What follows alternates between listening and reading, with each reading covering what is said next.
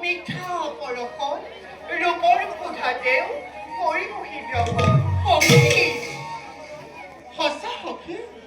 অহৰ্নিশে ভাবোঁ মই তেওঁৰে কথা কেতিয়া পাম মই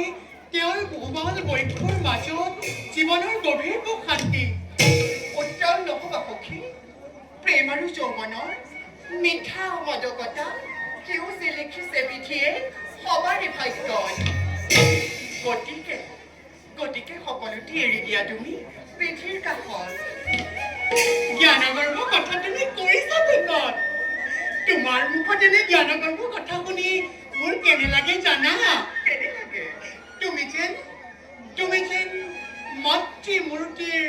অনন্য ৰূপ পৰিহাস নালাগে কৰিব সখীৰ পৰিচয়তে ৰখা মোক সীমাবদ্ধ কৰি সখী